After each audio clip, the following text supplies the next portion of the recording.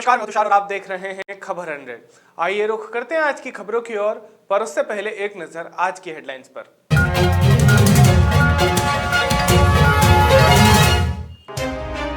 कृषि कानूनों के खिलाफ केरल विधानसभा का विशेष सत्र, सीएम ने पेश किया प्रस्ताव। पीएम मोदी ने राजकोट में रखी एम्स की आधारशिला। गुरुवार को दिल्ली में दर्ज हुई मौसम की सबसे सर्द सुबह, पारा 3.3 डिग्री सेल्सियस के पार। दिल्ली में फीका रहेगा नए साल का जश्न, 31 दिसंबर और 1 जनवरी को रहेगा नाइट कर्फ्यू।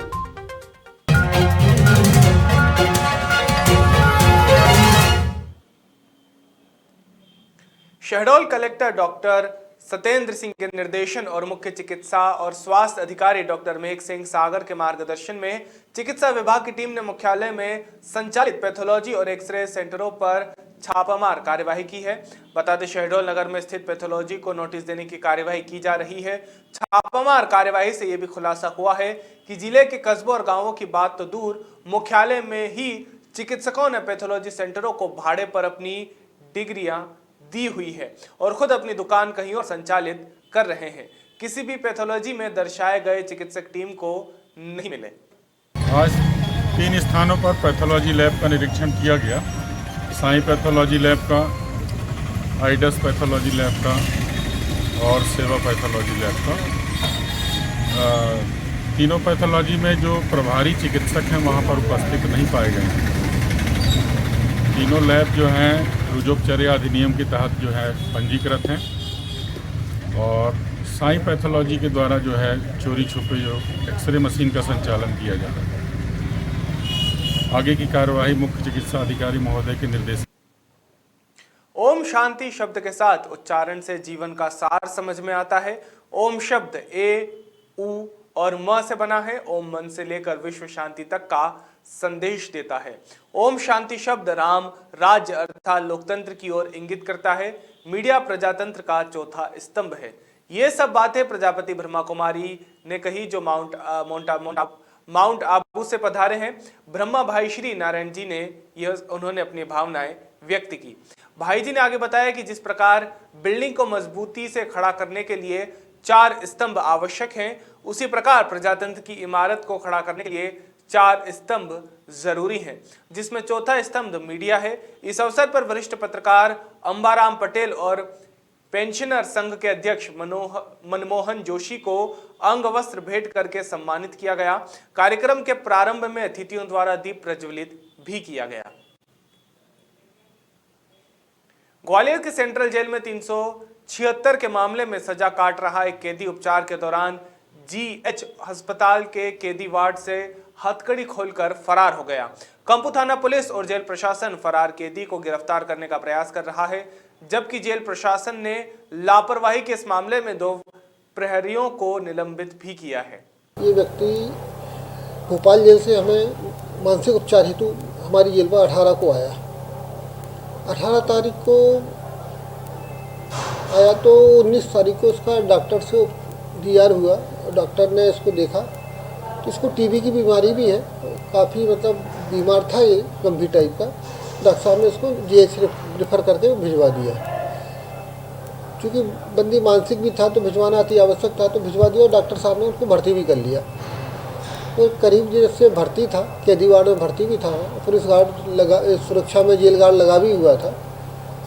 पर ये कल रात को उनको चकमा दे के और भाग गया वापस। एक्चुअल में हथकड़ी भी लगी थी, लेकिन पैर में हथकड़ी लगाई थी इनने, हथकड़ी भी थी और रात में कैसे निकल गया, ये उनकी लापरवाही है प्रहरियों की। कम से कम सुरक्षा में प्रहरी था तो उनको देखना चाहिए था ये सब चीज़ें। इसी को देखते हुए तत्काल दोनों को हमने सस्पेंड कर दिया है। बंदी की हमारी टीम ढूंढ रही है, तलाश कर रही है। पुलिस को भी सूचना दी गई है, प्रयास करना है कि बंदी मिल जाए तो ज़्यादा अच्छा। मामले का पहली ये 376 का बंदी था। ये सागर जिले का रहने वाला है। सागर जेल से भोपाल जेल को ट्रांसफर हुआ था, फिर उसके बाद 18 तारीख को हमारी जेल में आया। हाल ही में ग्वालियर में आर्य अनुसूचित जाति मोर्चा राष्ट्रीय अध्यक्ष लाल सिंह ने प्रेस कॉन्फ्रेंस की, जिसमें जानकारी दी गई कि देश की आजादी के बाद से एससी की पोस्ट मैट्रिक छात्रवृत्ति प्रतिवर्ष 1100 करोड़ की राशि को बढ़ाकर 6000 करोड़ प्रतिवर्ष किया गया है। साथ ही सभी ऐसे छात्रों का रजिस्ट्रेशन होगा, उनके खाते में पूरी राशि डाल दी जाएगी। ये राशि हर वर्ष 5% तक बढ़ाई जाएगी। केंद्र सरकार की कैबिनेट में नरेंद्र मोदी जी के नेतृत्व में और सामाजिक न्याय मंत्री थावरचंद गहलोत जी ने एक ऐतिहासिक कदम अनुसूचित जाति के पोस्ट मैट्रिक के बच्चों के हित के लिए, बेहतरी के लिए उठाया है। 1944 में पोस्ट मैट्रिक के एससी के बच्चों की योजना एक चली थी। आज़ादी के बाद से लगभग 50 वर्ष तक उस योजना पर केवल 1100 करोड़ रुपए खर्च होता था। कभी कभी ये देखने को आता था कि प्रदेश सरकारों द्वारा पैसा जमा न होने के कारण बच्चे स्कूल छोड़ रहे थे 11वीं के बाद। उनकी शिक्षा की गुणवत्ता में गिरावट आ गई, संख्या भी कम हो गई। केंद्र सरकार ने इसका अध्ययन किया और अध्ययन करने के बाद तय किया कि अब 1100 करोड़ रुपए से बढ़ाकर 6000 करोड़ रुपए प्रतिवर्ष इस पर सरकार खर्च करेगी। आने वाले समय में 5 वर्ष तक 59,000 करोड़ रुपए पोस्ट मैट्रिक के बेटा बेटियों पर खर्च होगा शिक्षा पर। 60% केंद्र सरकार, 4% प्रदेश सरकार खर्च करेगी। सरकार केंद्र की 5% प्रतिवर्ष ये राशि बढ़ाती चली जाएगी, प्रदेशों को ज़्यादा देगी, बच्चों को ज़्यादा देगी, ये हिस्सा ज़्यादा होगा। 4 करोड़ बच्चों को इसका लाभ होगा। ब्यावरा तहसील के ग्राम गादिया आंदलहेड़ा में कार्यकर्ताओं ने कृषि मंत्री कमल पटेल का जोरदार स्वागत किया। कृषि मंत्री ने किसानों से कहा कि गांव के लोगों को रोजगार मिलेगा और जो उद्योगपति कमाते थे वो अब किसान कमाएंगे, जिससे गांव को भी मजबूती मिलेगी। खेती अब काफी लाभ का धंधा बनेगा, तब गांव आत्मनिर्भर भी बनेगा। ये सारी बातें उन्होंने कृषि बिल के फायदे को गिनाते हुए कही। अयोध्या में भगवान श्री राम के बनने वाले भव्य राम मंदिर निर्माण को लेकर जन जागरण अभियान के तहत ग्रामीण क्षेत्रों में भी उत्साह दिखाई दे रहा है। यहां पर इस अभियान में बच्चों द्वारा विशाल साइकिल रैली निकाली गई। ये रैली सिद्धेश्वर महादेव मंदिर से प्रारंभ हुई, नगर सिंगाना के श्री आई माता मंदिर, राम मंदिर, जैन मंदिर, टंकी चौराहा, बस स्टैंड होते हुए पुनः सिद्धेश्वर महादेव मंदिर प्रांगण पहुंची। इस साइकिल रैली यात्रा में बच्चों में काफी जोश और उत्साह देखने को मिला। बच्चों द्वारा बड़े जो उत्साह के साथ राम लला हम आएंगे, मंदिर वहीं बनाएंगे के साथ जय जयकार लगाया गया। बच्चों द्वारा भगवान राम के जयकारों के साथ नगर सिंगाना में राममय वातावरण बना दिया गया। भीतरवार जनपद अध्यक्ष अनीता रावत के पति मोती सिंह रावत ने अवैध उत्खनन को रोकने के नाम पर बंदूक निकाल ली। बता दें, मोती सिंह रावत ने रेत के डंपर को बंदूक के दम पर रोका और रॉयल्टी दिखाने के बाद भी डंपर चालकों से मारपीट की। देर रात तक 1 घंटे ये मोती सिंह रावत की दादागिरी सड़क पर चलती रही, जिसके बाद ये वीडियो सोशल मीडिया पर काफी वायरल हो रहा है, जिसमें उनके हाथ में बंदूक साफ तौर पर दिखाई दे रही है। हाँ, ये भितरवार में रेत के डंपरों को रोकने का एक प्रकरण कल शाम को हुआ था और उस पे एक आवेदन डंपर चालक ने थाने में दिया था, जिसकी जांच उपरांत इसमें प्रथम सूचना पत्र दर्ज किया जा रहा है। एफआईआर हो रही है। कितने लोगों के खिलाफ? ये अभी 3 लोगों के खिलाफ एफआईआर इसमें हो रही है। धार जिले के धर्मपुरी और मनावर तहसील आबकारी विभाग के आला अधिकारी लगातार अपनी साठगांठ से शासन प्रशासन को लाखों का चूना लगा रहे हैं। सूत्रों के मुताबिक दिनांक 25 दिसंबर को आबकारी कार्यालय धर्मपुरी और मनावर तहसील में से जब्त की गई सामग्री, जिसमें कोठी, ड्रम, हंडे सहित अन्य सामग्रियां मौजूद है, जो कुक्षी के कबाड़ी द्वारा 3 वाहन में भरकर ले जाई गई। वहीं जब कार्यालय से सामग्री निकाली जा रही थी, तब वहां कोई जिम्मेदार अधिकारी भी मौजूद नहीं था। यहां सभी नियमों को ताक पर रखकर बिना नीलामी किए एक बाहरी कबाड़ी वाले को सामग्री बेची गई। आबकारी सूत्रों की माने तो 3000 का चालान भरा गया था, बल्कि सामग्री की कीमत कहीं ज्यादा थी। जब वरिष्ठ अधिकारी से बात करना चाही तो सभी ने जवाब देने से मना कर दिया।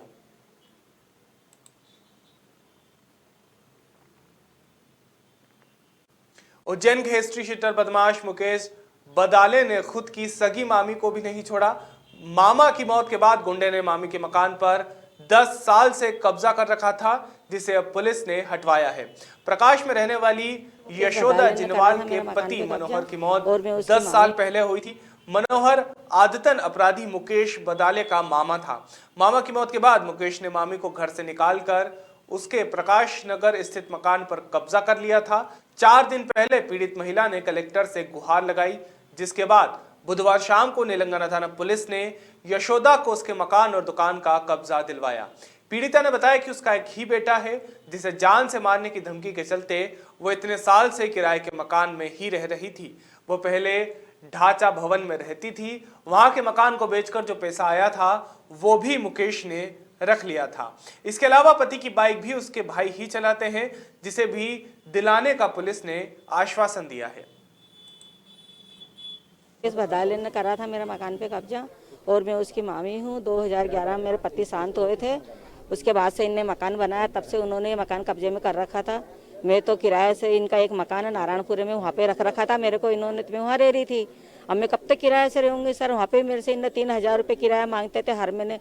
अब मेरे को 10,000 पेंशन मिलती, उसमें 8,000 ये ले लेता, 3,000 से हम क्या करेंगे सर? मेरा बच्चा है एक छोटा सा। मैंने एसपी साहब के वहाँ पे कंट्रोल रूम में एसपी साहब को शिकायत करी थी मैंने। वहाँ पे मैंने साहब बोल दिया था, साहब या तो मेरे को मेरा मकान दिला दो या मैं जहर खा के मरती हूँ, मेरे बच्चे को भी खिला देती हूँ। बस यही साथ है मेरे साथ में, और क्या है? मेरे से कुछ भी नहीं बोला। इन्होंने मकान बनाया था, मेरे से ये बोला मामी तू परेशान मत हो, मामा नहीं है तो मैं हूँ, मैं आपका मकान बना देता हूँ, मैं आपका एक पैसे भी नहीं रखूंगा। तो मैंने बोला ठीक है। अब उनके मरने के बाद मैंने इनका विश्वास करा कि चलो अपना सगा भांजा क्यों विश्वास नहीं करेंगे? ना मेरे पियर वालों का, मेरे भाइयों का विश्वास नहीं करा, ना मेरे ससुराल में मेरे जेठ उनके बच्चों का किसी का विश्वास नहीं करा। मैंने इसका विश्वास करा, तीसरा मेरे साथ ऐसा विश्वासघात करा है ना। तो इन्होंने मेरे को है ना जो मकान में नहीं रहने दे, मैं चल ठीक है बनवा रहा, ठीक है रहने दे, बनने दे। बन गया मकान, तो मैंने बोला अब तो मेरे को रहने दे। तीसरा मकान में किराएदार छोड़ दिया सर। अब 2013 से मकान में किराएदार रह रहा है। मेरे को आज तक उस मकान में रहने तक नहीं, पैर तक नहीं रखा। मैंने आज चढ़ के गई हूँ, मैं सर के साथ में गई, सरन के साथ में जाके मैंने मकान देखा। मैंने पुलिस ने बहुत अच्छा किया, मेरे को मकान दिला दिया, मेरा चाबी दिला दी मेरे को, है ना। मेरे को बहुत अच्छा किया इन्होंने। मेरे को वहाँ से रतलाम से यहाँ बुलाया। मैं रतलाम में गांव में चली गई थी, जैसे तैसे करके गांव से आई, मेरे को एसपी साहब ने बुलाया, टीआई साहब बोले आप कैसे भी करके आ जाओ। मैंने दूसरे से 60 रुपए लिए सर, कोई कौन सी गाड़ी करके मेरे बच्चे को लेके आई। मेरे बच्चा मेरे से बोला मम्मी तू ऐसे मत कर, तू मरना मत, कुछ मत करना, मैं हूं ना तेरे साथ में। जैसे तैसे करके मैं यहाँ पे आके पहुंची सर। फिर मेरे को साहब ने ना जो वहाँ पे ठहराया, खाना वाना खिलाया, फिर अभी हाल सर मेरे को लेके आया। ये 3-4 दिन पहले महिला द्वारा शिकायत की गई थी, जिसका नाम यशोदा बाई है, कि उसके मकान पे 10 सालों से मुकेश बदाले, जो कि थाना नीलगंज का नामी बदमाश है, उसने कब्जा कर रखा है। शिकायत की जांच की गई, जांच में इस बात की पुष्टि हुई कि ये मकान महिला का ही है। उसके बाद जो है कार्रवाई की गई और आज मकान पुनः महिला को दिलाया गया। सर कब से कब्जा कर रहा है?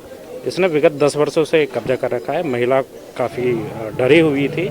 हमने उसको आश्वासन दिया कि आपको डरने की ज़रूरत नहीं है, जो भी उचित कार्रवाई होगी वो पुलिस और प्रशासन के द्वारा की जाएगी। जैसा कि आप सभी को भी ज्ञात है, माननीय मुख्यमंत्री के लगातार यह निर्देश दिए जा रहे हैं कि ऐसे माफिया और गुंडों द्वारा जो मकान आदि पे कब्जा किया गया उनके विरुद्ध कार्रवाई की जा रही है। इसी संबंध में एक जो शिकायत प्राप्त हुई थी कि विगत 8-9 साल से एक महिला के मकान पर मुकेश बदाले नाम के गुंडे ने कब्जा किया था, तो उसी के तहत ये जो कार्रवाई करके आज उस महिला को मकान का कब्जा दिलाया गया है। महावीर एवेन्यू में रहने वाले एक दंपत्ति ने एक मकान 5 अलग अलग व्यक्तियों को बेचा और यह मामला सामने आया है, जिसकी शिकायत सांसद अनिल फिजोरिया से भी की गई। सांसद ने माधवनगर टीआई दिनेश प्रजापति को बुलाकर मामले की जांच कर 2 जनवरी तक निराकरण करने के निर्देश जारी किए हैं। अशोकनगर में रहने वाले विक्की सिसोदिया, गणेशपुर के आनंद करारे, हीरा मिल की चाल निवासी पुष्प सोलंकी सहित 5 अलग अलग युवकों से महावीर एवेन्यू में रहने वाले दिनेश टटवाल और उनकी पत्नी रेखा ने मकान बेचने के नाम पर लाखों रुपए ले लिए, जिसकी शिकायत पीड़ितों ने सांसद से भी की है। मामले में माधवनगर प्रभारी ने बताया कि दंपत्ति ने भी 5 युवकों के खिलाफ सूदखोरी की शिकायत कर रखी है, जिसकी जांच की जा रही है। दोनों पक्षों को आमने सामने बैठाकर ही निराकरण अब निकाला जाएगा। ठीक है, दिनेश बेरवा से मकान खरीदा था मैंने, ये एग्रीमेंट है। 3,10,000 रुपये मेरे से प्राप्त करने के बाद इनको ही बेच दिया। कितने लोगों को बेचने का? 5 लोगों को हमें बेचने का मामला है। और अब वो फ्रॉड कर रहा है कि मेरे पास चेन है, लेकिन ऐसा कुछ भी नहीं है। और जिस दिन मेरी रजिस्ट्री हुई इनको चेक दिया उनने, आनंद करा रहे, और पेपर में झूठे छपा रहा है कि मेरे से चेन छीन ली, चेन गिरवी रख दी। मतलब वो अलग ही कर दिया मामला। हमारी समस्या ये है सर, मतलब मैंने दिनेश बेरवा से मकान खरीदा महावीर रेणु में, उससे मेरी रजिस्ट्री वगैरह सब हो गई और थाने से मेरे को चाबी रजिस्ट्री सब मिलने के बाद में भी मैं से अब केरिया बोले मेरा सामान दो, और मैंने सामान पूरा 50,000 में और ख़रीदा पैसे दे के उसको, फिर भी मैं से सामान के पैसे मांग रहा। और मेरे नाम रजिस्ट्री करने के बाद में इन लोगों के नाम एग्रीमेंट और कर दिए, 5 लोगों के नाम, इन लोगों के नाम मतलब मकान की एग्रीमेंट की लिखा पड़ी है। ये बंटी पब्लिक लोग है सर। ये सर ने बोले जांच की जाएगी, 2 तारीख के दिन आप मेरे कने आइएगा। लिखा पड़ी में नहीं है, मैंने उसका अलग से पैसा दिया उसको 50,000 रुपये। वो बोले मैं ये चीज़ नहीं ले जा पाऊँगा, मैं किराए के मकान में रह रहा हूँ, उस चीज़ का मैंने 50,000 रुपये उसको अलग दिया। मेरा नाम विक्की सिसोदिया सर। स्टेटवाल के विरुद्ध इनके द्वारा आवेदन पत्र प्रस्तुत किया गया है कि हमारे को मकान जो है रजिस्ट्री कर दी है और पैसे की लेन देन में कुछ है। वैसे देखा जाए तो अभी जांच की जा रही है। संबंधित पार्टी दिनेश ने भी आवेदन प्रस्तुत किए, इनके विरुद्ध आरोप लगाया गया कि सूदखोरी कर रहे हैं, ब्याजखोरी कर रहे हैं। दोनों पक्षों के आवेदन सुनवाई हेतु रखे गए हैं। दोनों पक्षों का आमना सामना करके आवश्यक सुनवाई की जाएगी, आवश्यक कार्रवाई वैधानिक की जाएगी। अभी के लिए केवल इतना ही। बाकी ताज़ा खबरों के लिए जुड़े रहिए खबर 100 के साथ, जनता की बुलंद आवाज।